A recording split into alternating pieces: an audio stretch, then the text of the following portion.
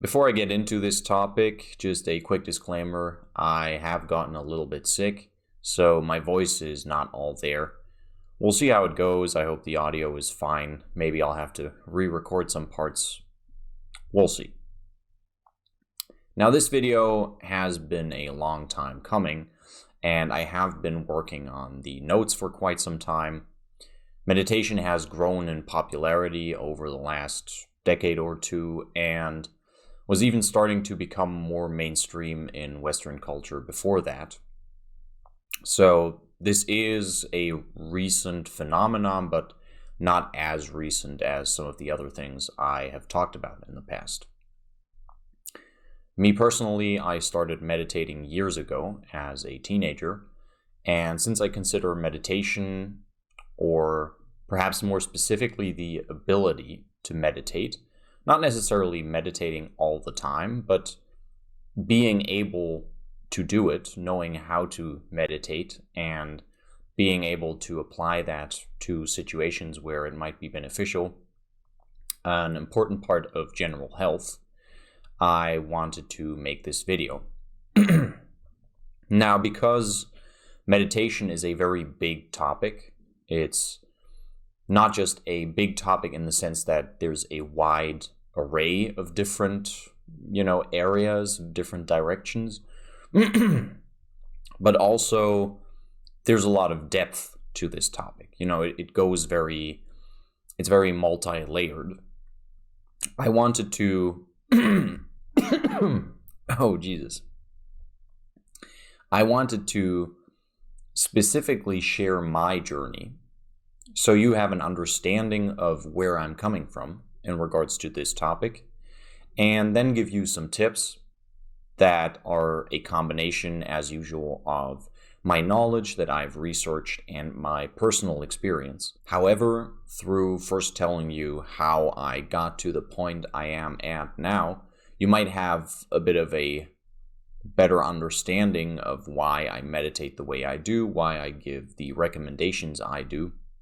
And it also might give you an idea of, what types of things I have not researched as much and what you might want to look into if you feel like meditation is something you are more interested in after this video and you're not satisfied with the things I have given you.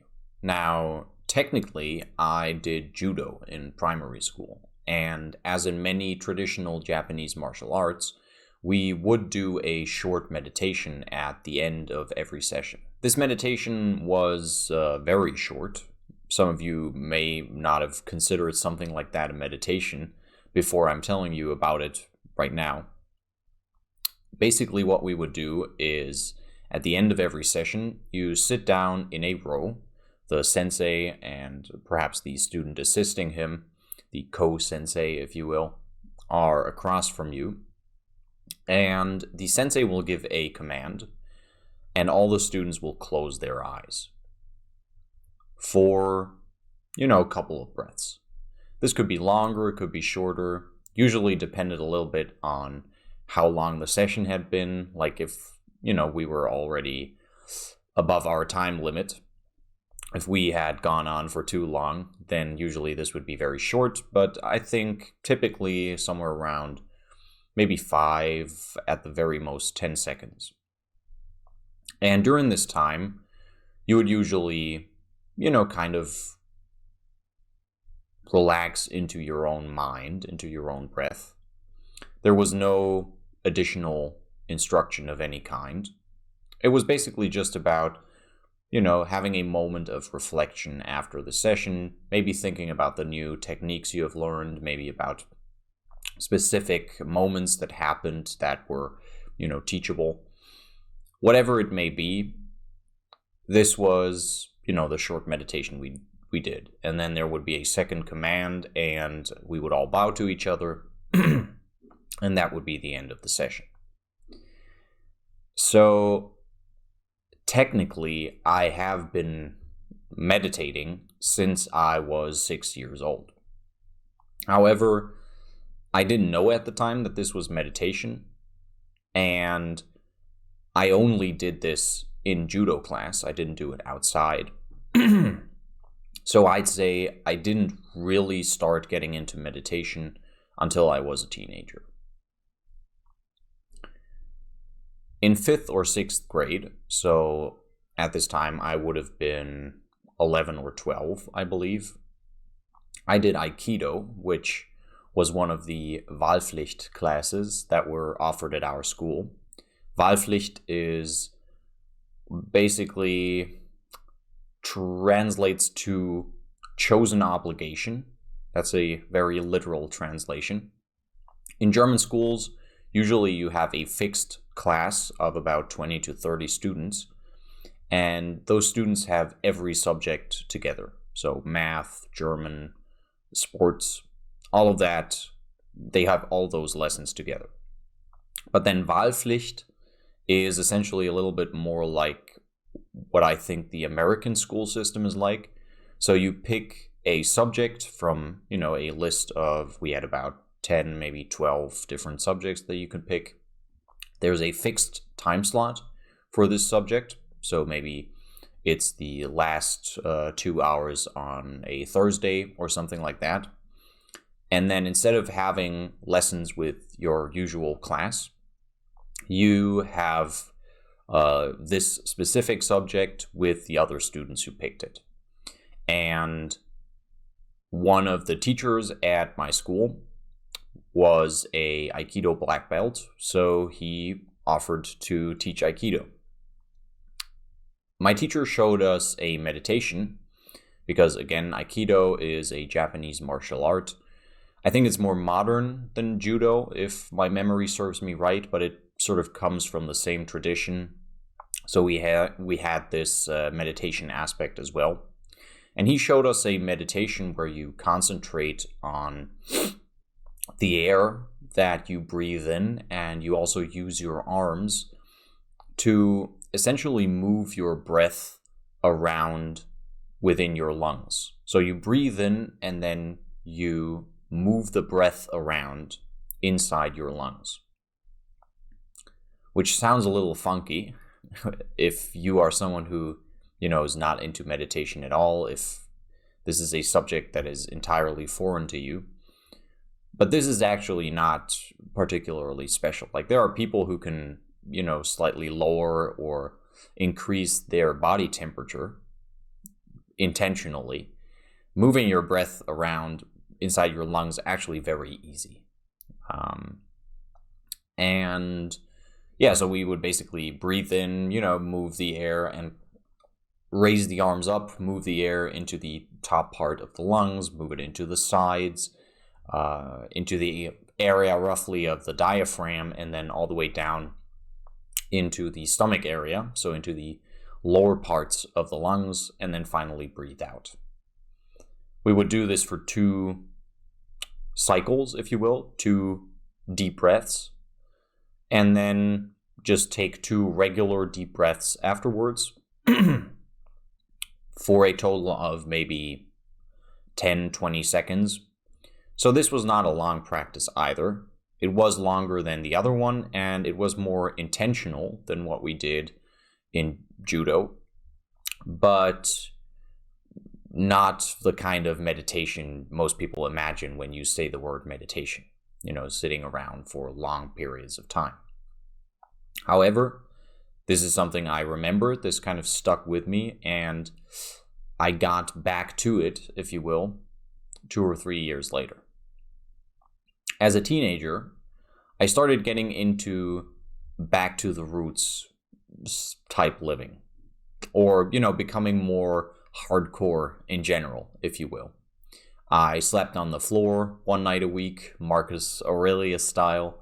I started to try different sports, parkour. I would be just outside, alone actually, a lot of the time, running around, climbing stuff, just, not not meeting with friends or anything. I would just go out and climb like a building or something like that. I got a boxing bag, all of this different stuff. And a big thing for me was cold exposure, because I had always been rather resilient. against cold weather. Hot weather was something I had a tough time with, but I had always been very good at resisting the cold. And I wanted to push myself, perhaps, also for the reason that this was something that was impressive about me. This was something other kids my age noticed, that I was very hardcore when it came to cold resistance. And so I wanted to enhance this even more because this was something I was better at than other people. Through this increased interest in cold resistance, I also started taking cold showers during this time, of course. I found Wim Hof and learned his breathing technique, obviously for the purposes of resisting cold, but there are a lot of benefits to this breathing technique in general. And through this breathing technique, I became interested in breathing techniques in general. I combined the Wim Hof method with the breathing meditation from my keto class, for instance. And bit by bit, I started to develop an interest in meditation as well through, specific breathing techniques. I did some guided meditations to boost certain moods, because that was specifically something I found in combination with, different breathing techniques, because the Wim Hof breathing technique also, makes you more alert, gives you more energy, if you will. And after a while, I became interested in longer meditations because, the classic sitting calmly for a long time type of meditation, what most people associate with the term meditation, someone sitting on the ground for extended periods of time with his eyes closed and essentially not moving. That was something I had never done. All of these meditation and breathing practices that I had gotten familiar with were rather short. And because this was something that, first of all, was a challenge, because I was a very impatient person, so I couldn't imagine sitting on the ground for 20 minutes and not doing anything. And also because of the fact that it had this aura of, mysticism, of magic about it. It was something, from martial arts movies and stuff like that. The ancient master, the ancient sensei who meditates all day. And I'm someone who has always been kind of lured into subjects by this air of mystery. That's something that has always caught my attention. Something I don't really understand, I don't really know anything about, that can really get me interested in a subject. So I did a little research. I found a simple practice to get into it, and I started learning. And by my late teens, I had still done all of the things I talked about before.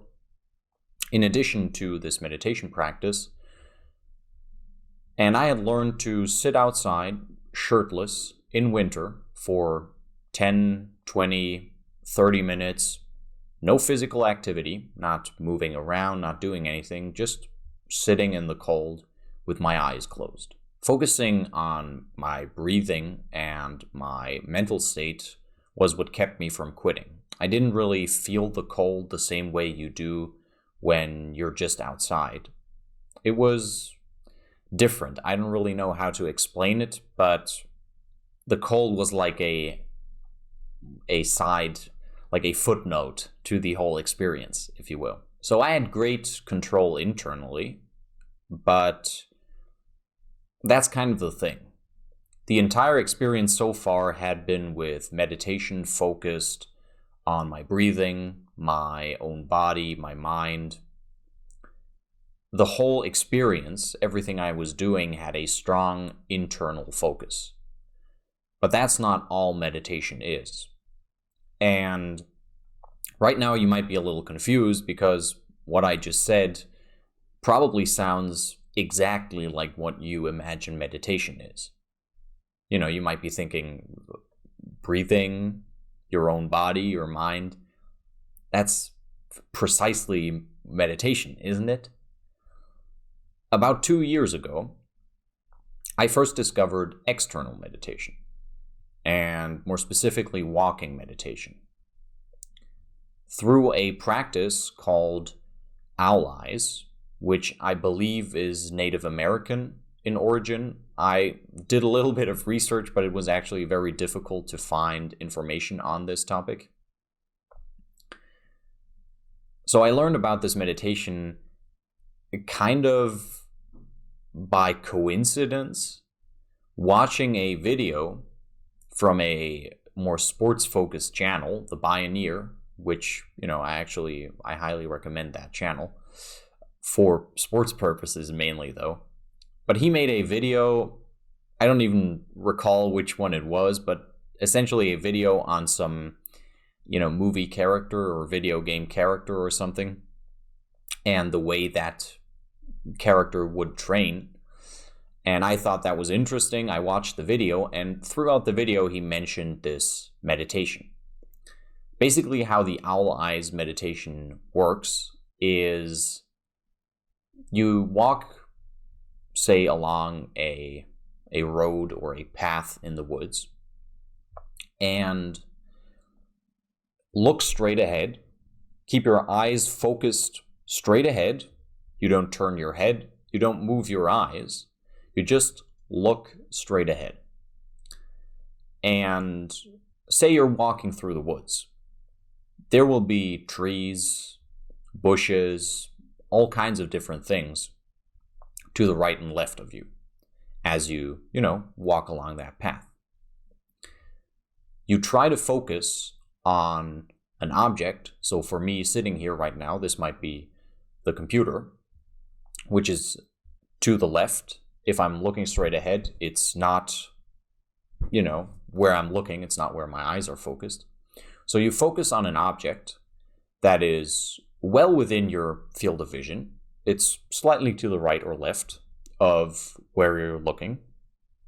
And then as you keep walking, you try to focus on still seeing that object without moving your eyes or your head.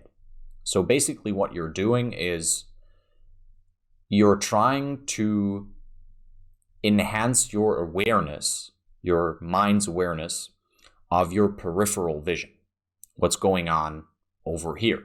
While you are still looking straight ahead, you're trying to focus mentally on everything that's going on here.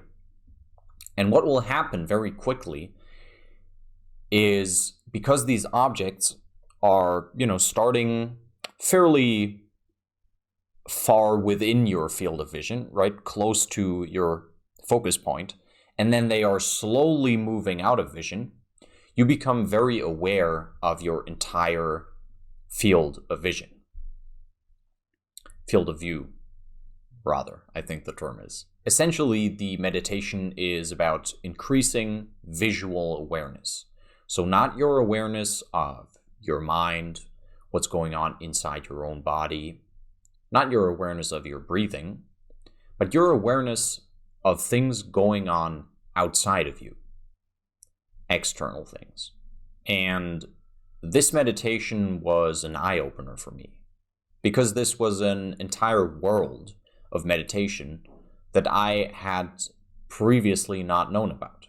And as I got into it, I also started meditatively focusing on sound, or going into nature and touching different surfaces, focusing not on the feelings they evoke in me, but focusing externally on how they feel.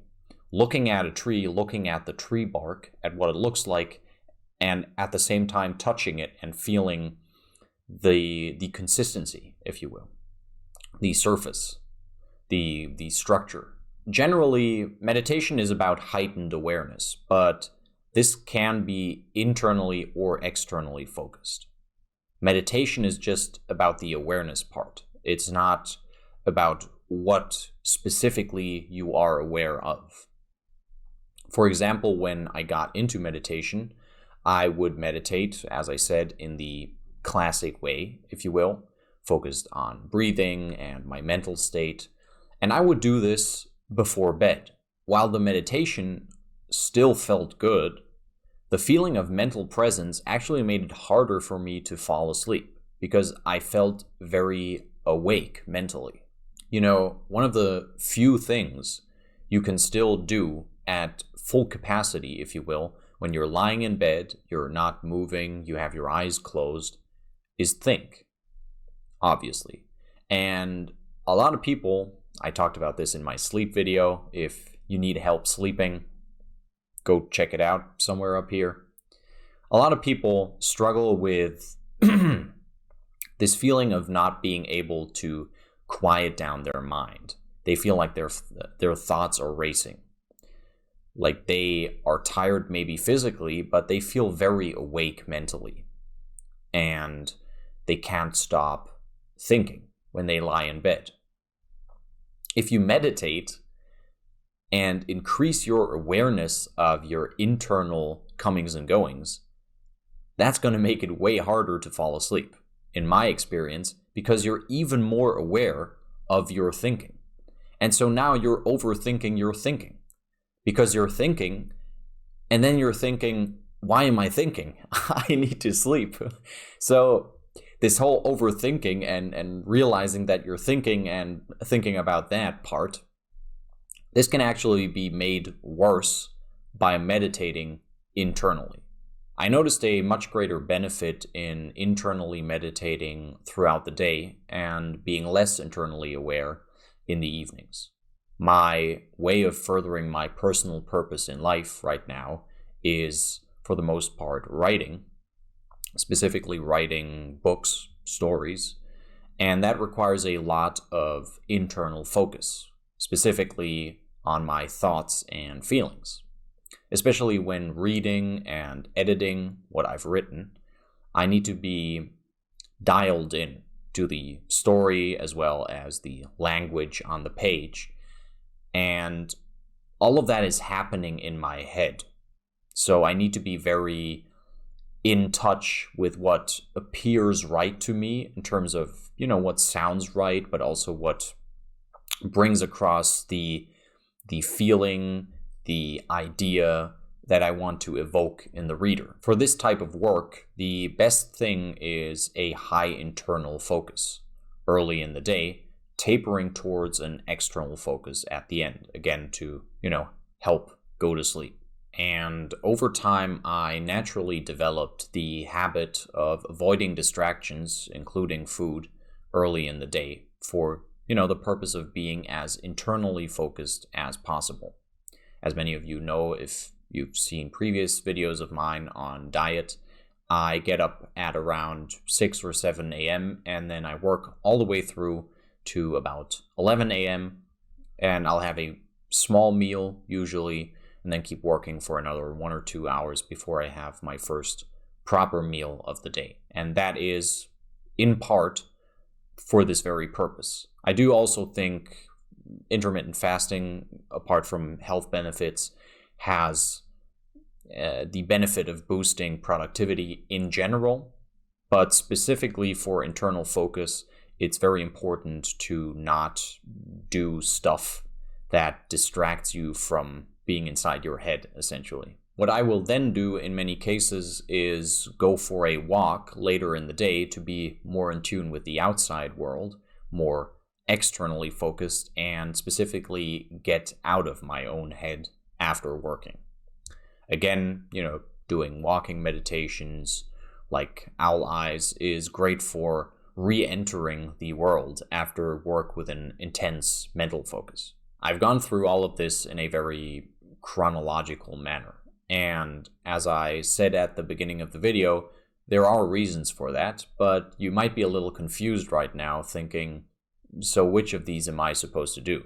So I'm going to give you some recommendations now based on my experience and research, and these are in order. So you should follow number 1 first if you're just getting into meditation. Number 1 is specifically for someone who is interested in starting to meditate but has never done it before. And then 2, 3, etc., they follow number 1. So maybe if you don't need number 1, you can skip to number 2, but generally speaking, these are all based on each other. First, you should ask yourself the question, are you generally more externally or internally focused? Internal focus means you're highly in tune with sensations inside your body. So things like breath, your heart rate, inward skin sensations. So you're not focused on the thing you're feeling, but on the feeling it is causing. Say you touch a rough surface, you're not focused on the way the surface is structured, you're perhaps focused on the fact that it feels uncomfortable against your skin. A strong focus on your thoughts, your mind, that's internal. You're very in your head, not too aware of your surroundings. You're more aware of everything going on inside you than the things going on around you. External focus means you're highly aware of everything outside of your body. You're very perceptive of your surroundings. Sounds, visual impressions, outward touch. So you are focused on the thing you are feeling in the example of the rough surface and not the feeling it's causing.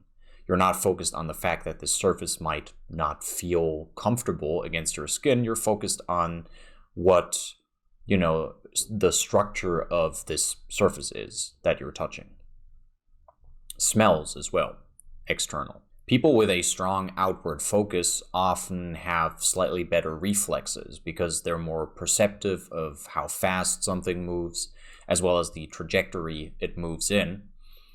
And, in many cases, people who have more of an internal focus are the types of people who are scared of a ball, say a football. If you have people playing football at a park and someone walks past, the more externally focused person is usually the type of person that if the ball came flying their way, they stay fairly relaxed, assuming they are, decently capable of avoiding the ball and they're not in a wheelchair or something of that sort.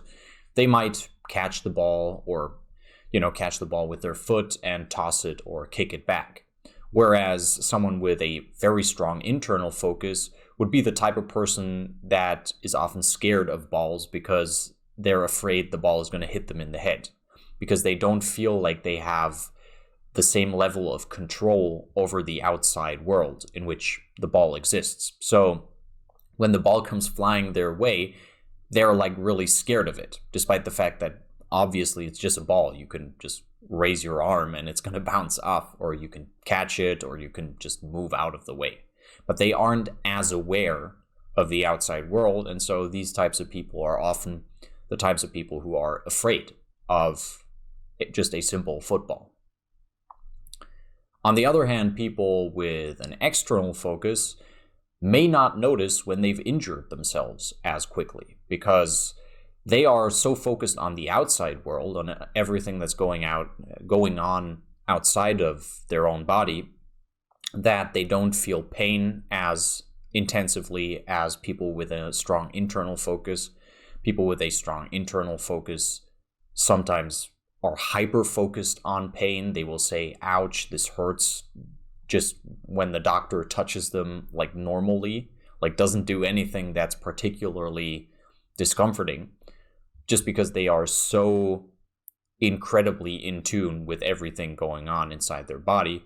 Whereas externally focused people, in some cases, can have a fairly significant injury and not notice it for a while, or at least not feel as much pain as an internally focused person. With most regular people, they'll be externally focused in certain situations and internally focused in others, but try to judge which of the two is more generally true for you, which state you are in more often, because usually there is a tendency towards one of the two. And if you're more externally focused, generally speaking, try an internal meditation. And if you're more internally focused, try an external meditation. I'm going to give a starting recommendation for both, something you can do to, get into meditation. However, there are many different meditations out there, and maybe you prefer to do shorter meditations more often. Maybe you prefer to do very long meditations on occasion.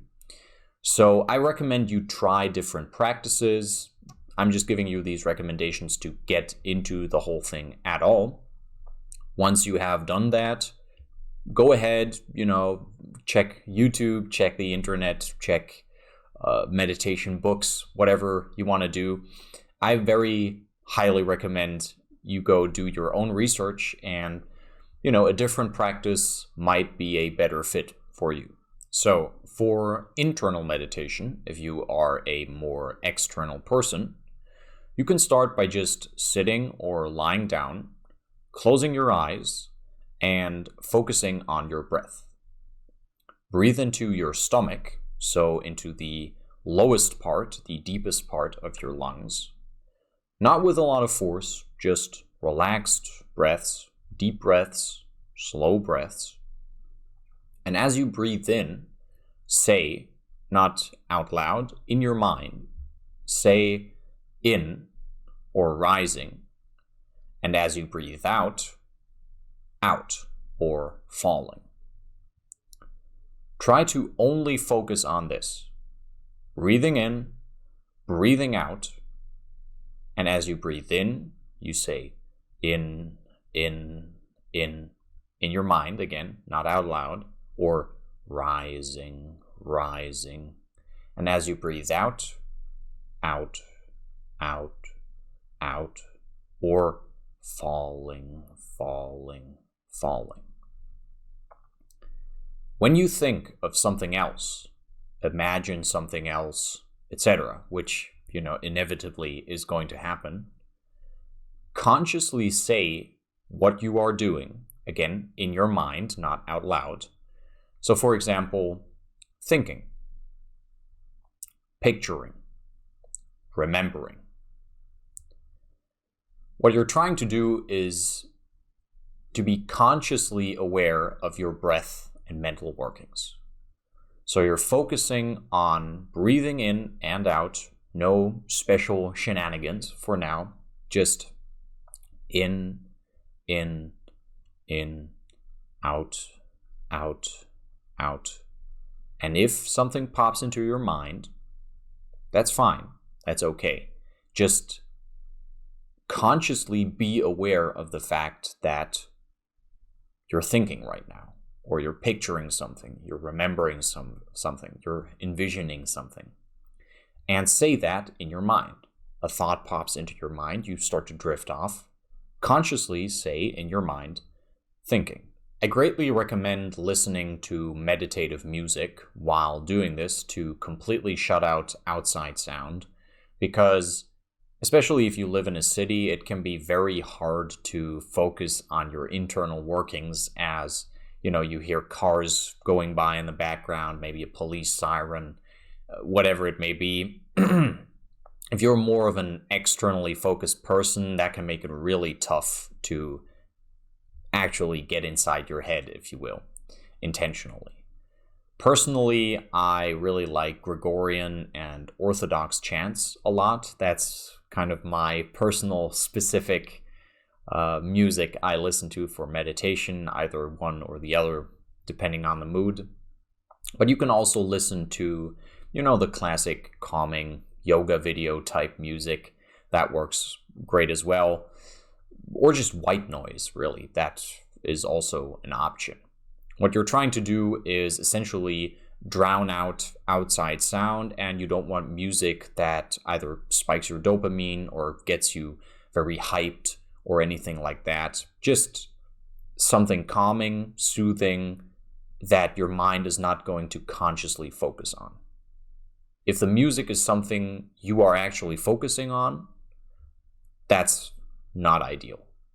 Again, something like Gregorian chants or, yoga video music is what I'm going to call it. Anti-anxiety music, which is usually just these sound waves playing, stuff like that. That's going to work great. For external meditation, if you are a more internal person, I recommend the Owl Eyes meditation that I talked about before. Again, short recap. You walk along a path, a road. You look straight ahead. You don't move your eyes to the left and right. You don't move your head. You just look straight ahead. And as you walk by objects that appear to the left and right of the road or path, try to focus consciously on those objects without moving your eyes. Your eyes still look straight ahead. And then you keep walking. You don't have to walk particularly fast or anything like that. Just walk at a normal speed and try to focus on still being aware of where these objects are as they move further and further into your periphery. I recommend you do this in nature because there's less visual and literal noise. It's just not as loud to, overwhelm your senses. And that makes it easier to focus on specific things. If you're in a city, especially on like a big bustling street, there can be a lot of colors and stuff going on, and maybe a lot of people walking by, cars, all of that can make it very difficult to focus on specific objects. So a forest or mountainous terrain is great.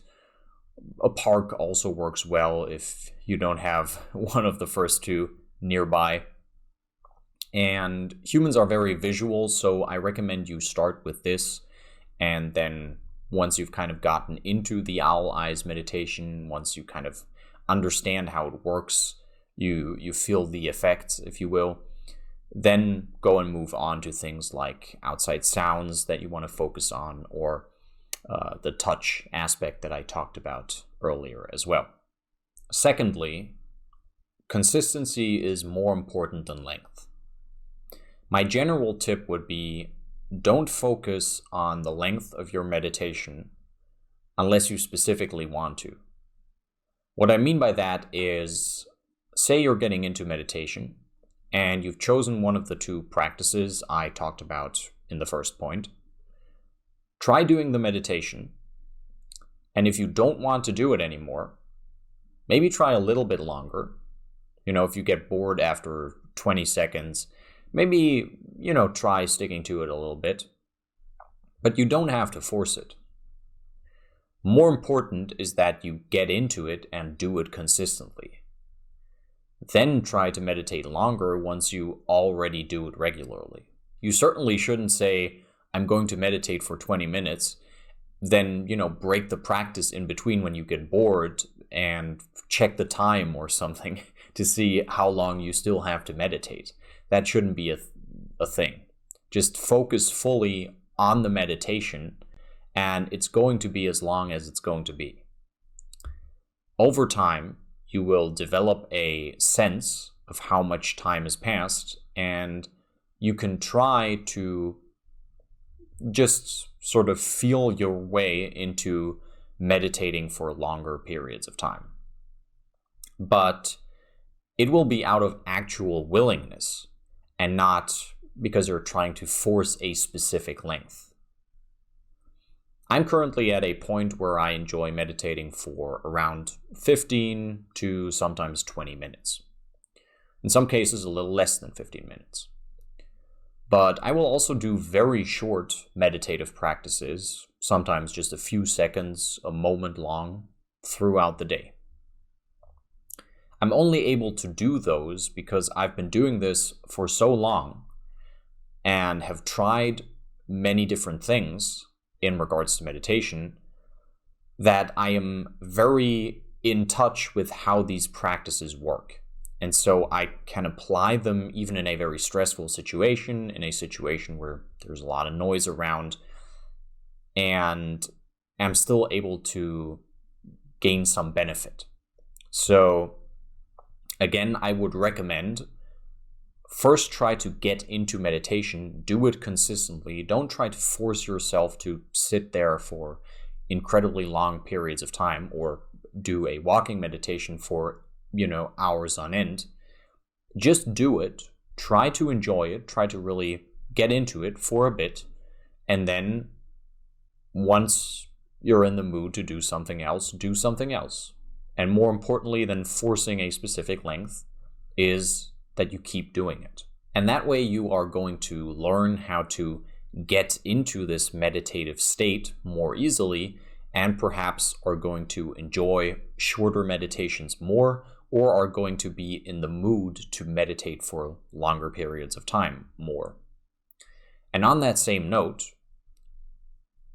thirdly, get in touch with your body, mind, and perception of the outside world. Something that has really helped me gain a deeper understanding of meditation are other activities that focus on similar aspects of life, of my existence, if you will. Working out is a big one, not just in regards to fitness, but running, climbing, jumping, understanding how your body moves. Getting a feeling for what your body is, what it is capable of, how it does the things it does. Internal focus can actually really help with lifting weights. And this is something a lot of people don't understand when I tell them about this experience. I've actually lifted weights while high on cannabis.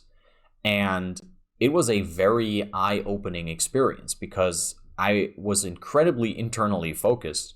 And the mind-muscle connection was crazy. A better mind-muscle connection, being more in touch with your body, specifically which muscles you are using right now, what they are doing, how they are doing it, is great for proper form. There's less risk of injuring yourself, more gains potentially because you are using the specific muscles you want to use more effectively. You're not doing weird movements that tax your joints a lot. You're not swinging weights around wildly. It's much easier to focus on correctly doing exercises when you have a good mind-muscle connection. I also recommend deep thought and calm perception.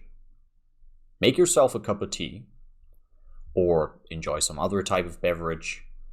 Sit down and just think.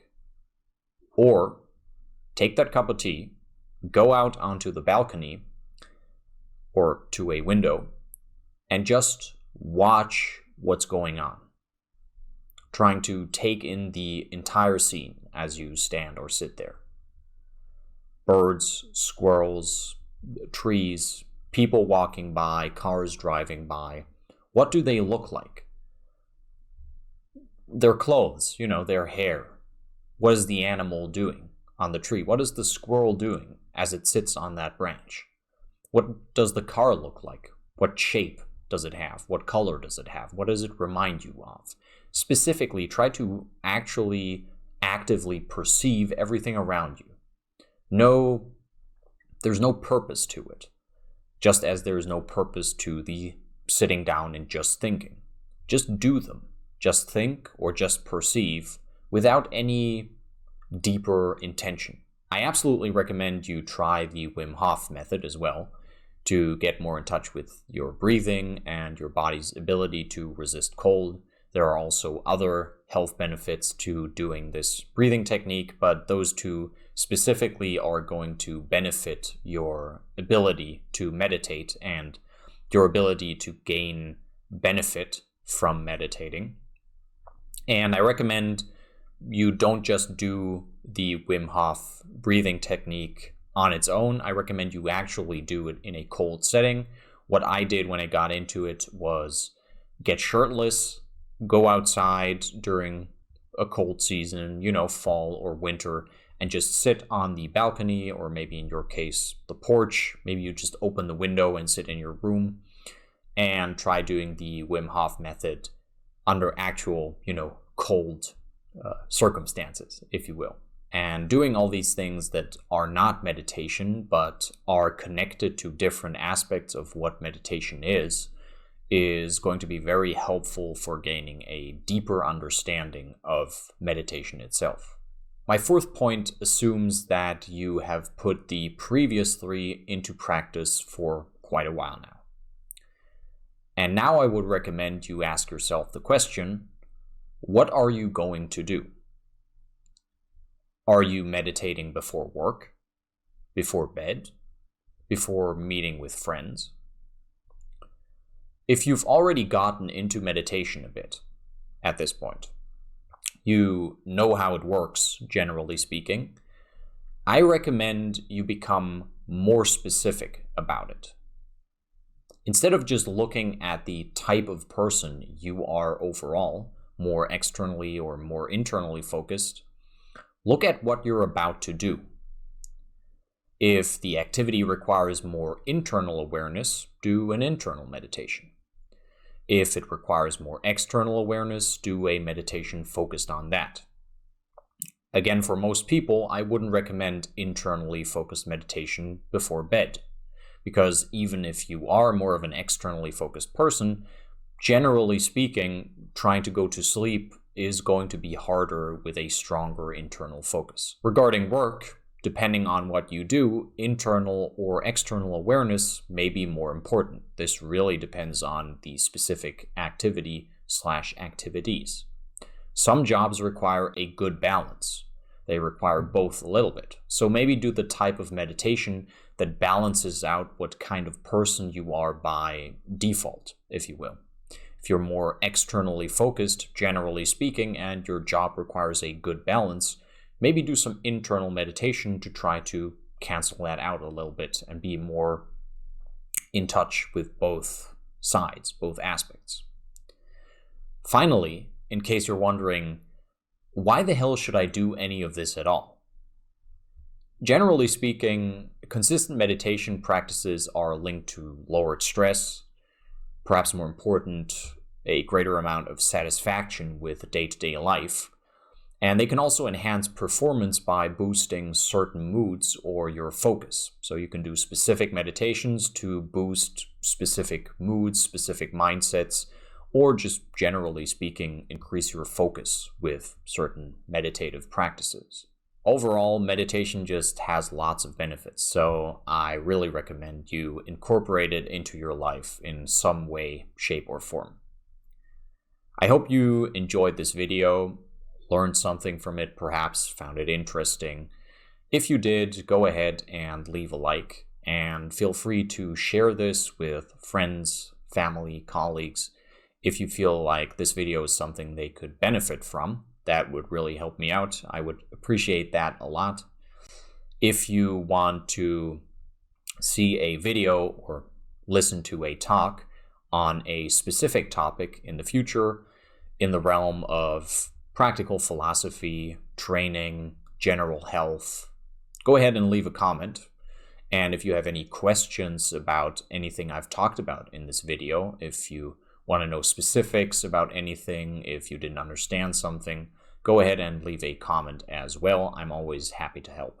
If you want to listen to talks like these in the future and join me on the journey of making more of them, go ahead and subscribe. And if you do so, I suppose activate the notification bell. That's something you supposedly do if you subscribe to people. This is going to be it for today. I hope you gained some knowledge, some insight on this topic from this video, and I hope you are going to start your journey of meditation today and get into this very helpful, stress relieving, and generally just great practice. See you around.